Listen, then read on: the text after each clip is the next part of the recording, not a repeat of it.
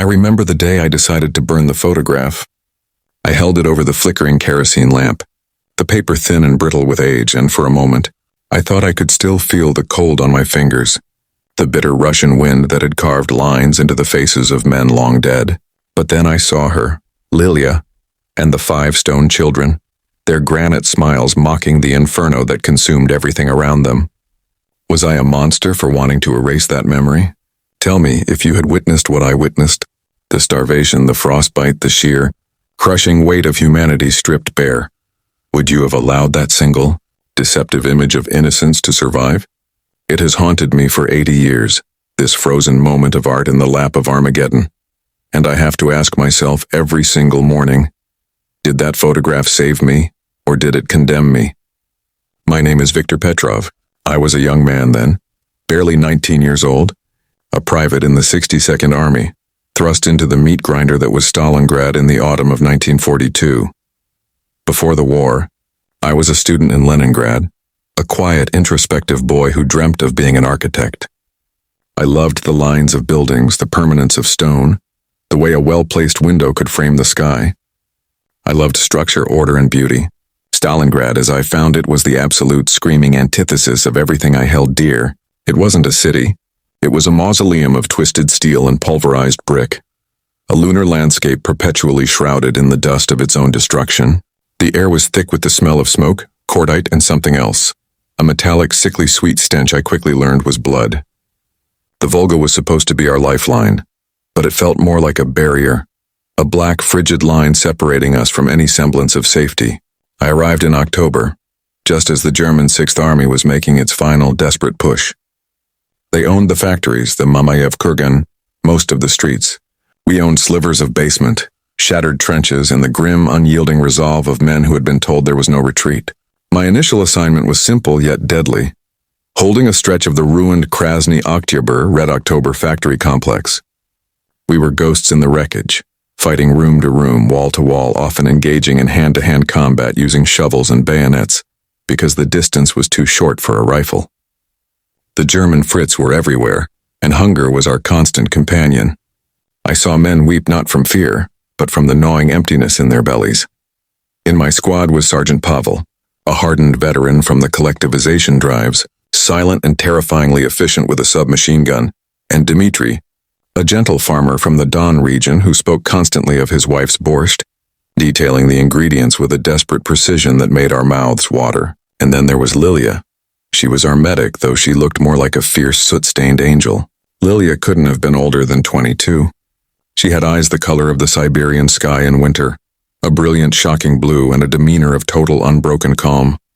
She patched us up with scraps of bandage, a bottle of vodka that she reserved mostly for wounds, not drinking, and a steely courage that shamed every man in the squad. She had a way of looking at the destruction not with resignation, but with a fierce, burning hatred that gave her strength. I confess, desperately, hopelessly in love with her, but it was a love I could never speak of. My feelings were a luxury I couldn't afford in a city where the next breath was never guaranteed. It was during a brutal German bombardment in early November that we sought refuge in the basement of what had once been a small municipal park administrative building. The ceiling had mostly collapsed, but a section of the basement still held, and the cold, damp stone offered a temporary shield against the 88mm shells screaming overhead.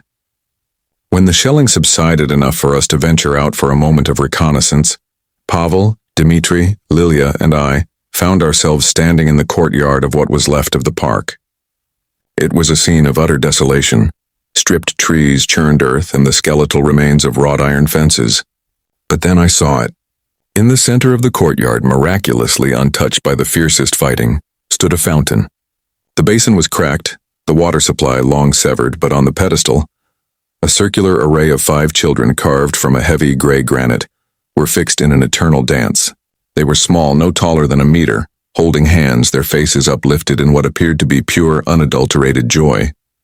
A single large chunk of shrapnel was lodged between 2 of the stone children, yet the circle itself was unbroken. Amidst the chaos of the ruins, amidst the constant threat of death, this monument to childhood innocence had survived.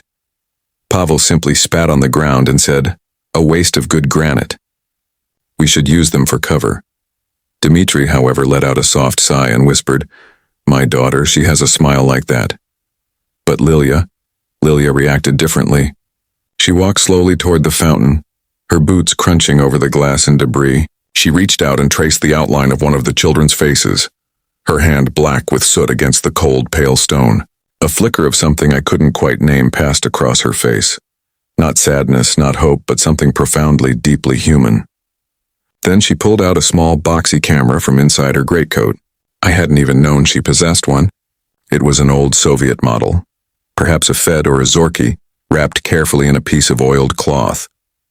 She framed the scene, the ring of dancing children with the smoking ruin of a 6-story building towering behind them, the flames of a distant fire painting the dark sky.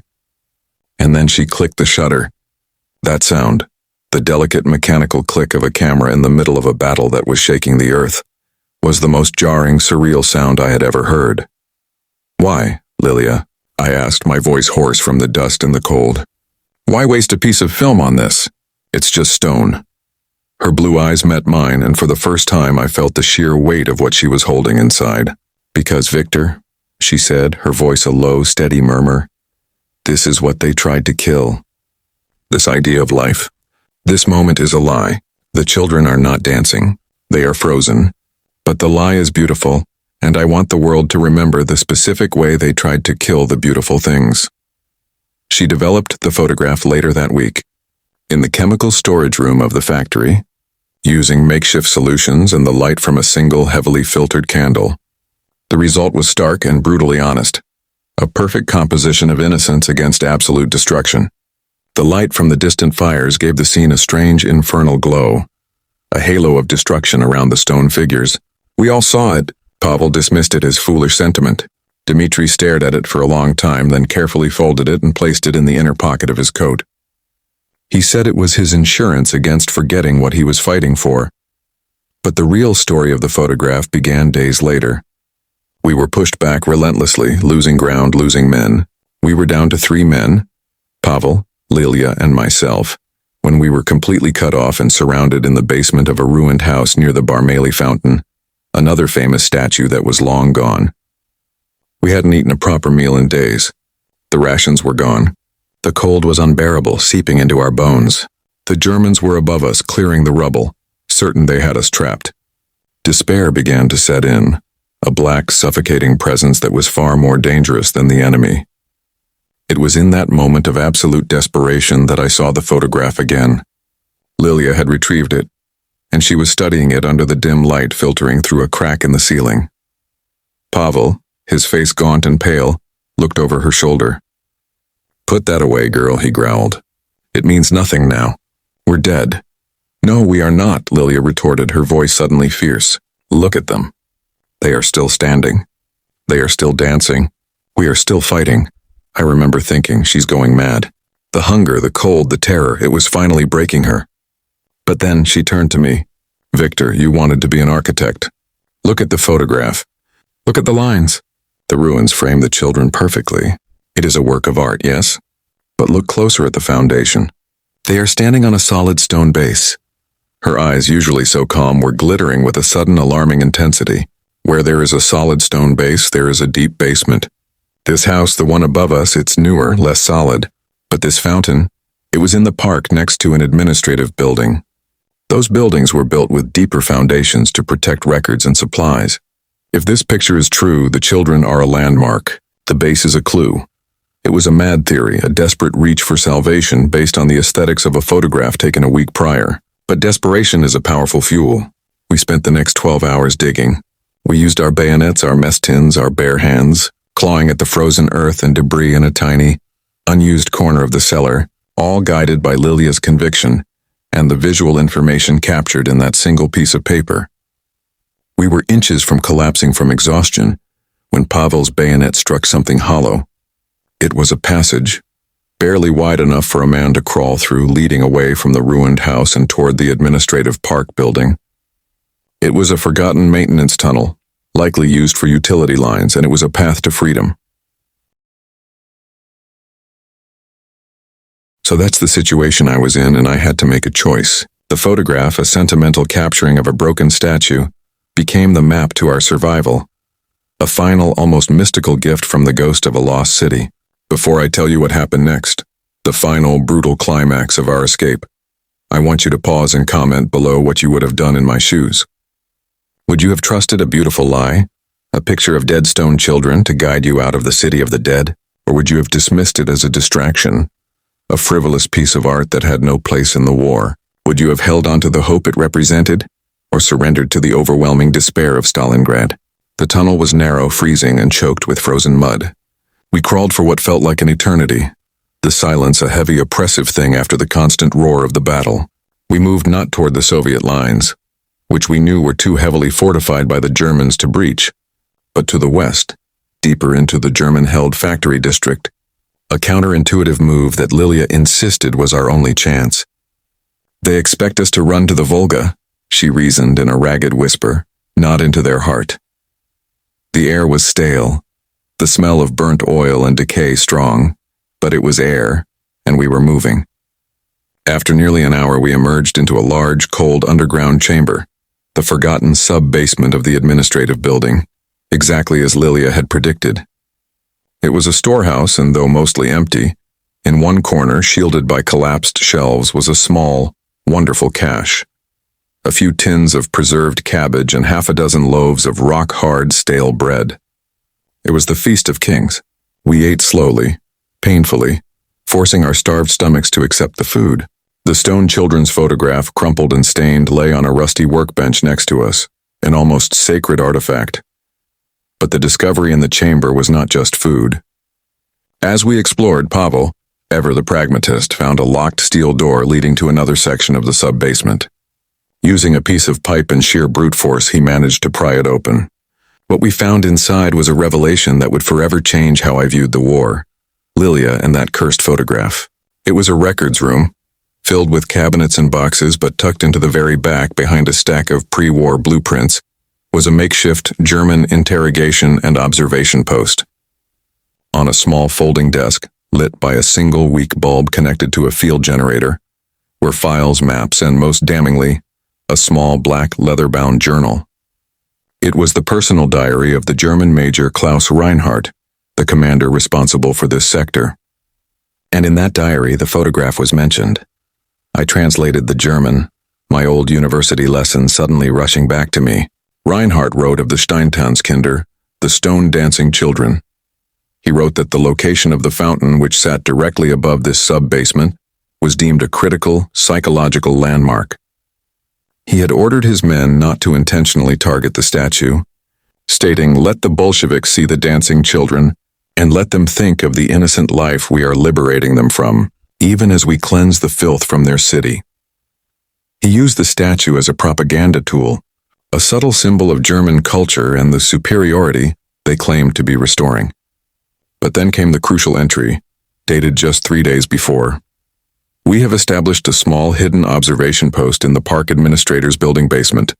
Its primary function will be to record the movements of the enemy, using the large service tunnel which runs directly beneath the children's fountain. The dancing children are a perfect innocuous marker.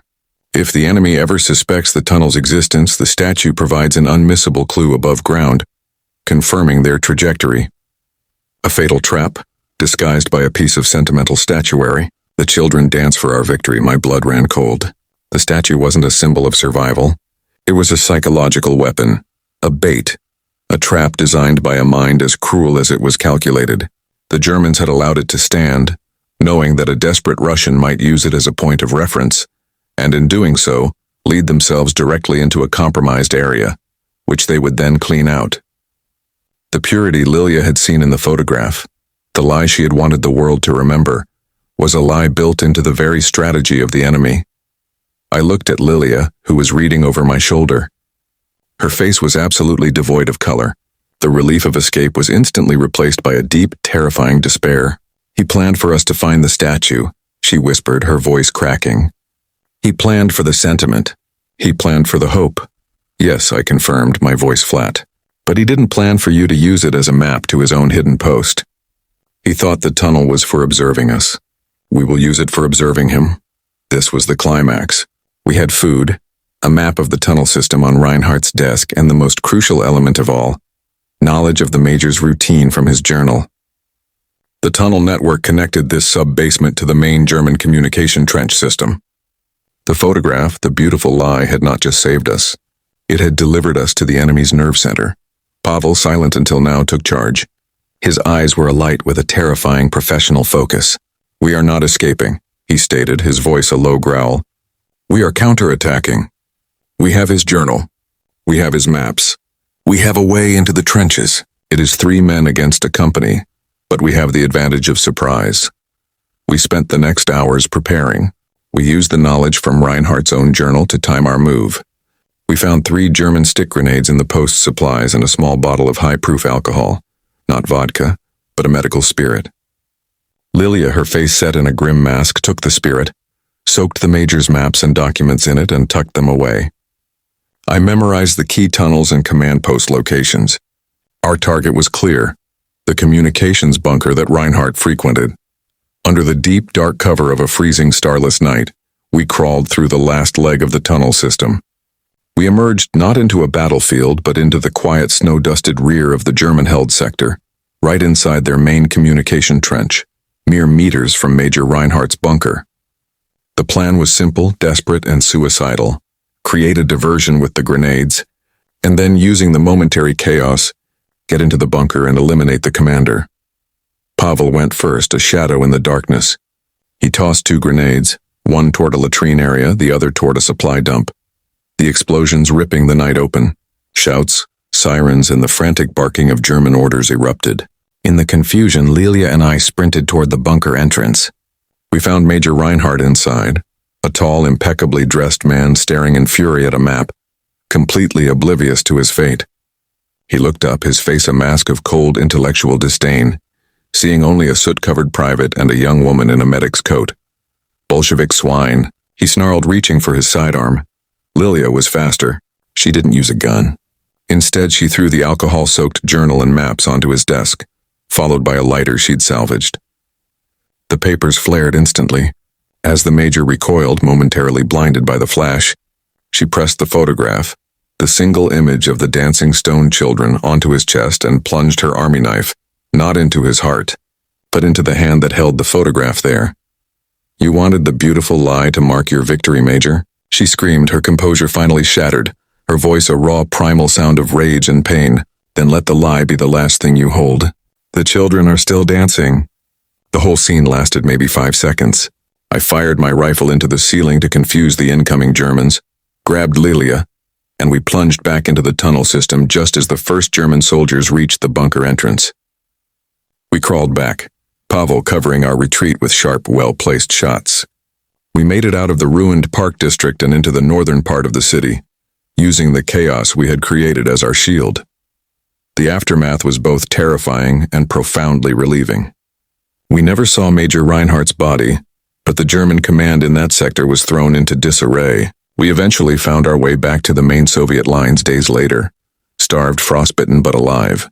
We were heroes, men and a woman who had performed a miraculous reconnaissance and sabotage mission, though we never told the full story of the photograph.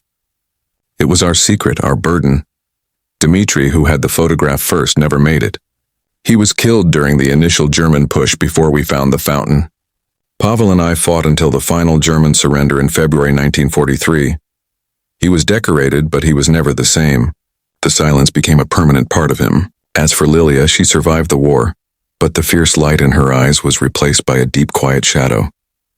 She gave me the photograph, the single stained print of the stone children, before she left Stalingrad forever to return to her work as a nurse in a Moscow hospital.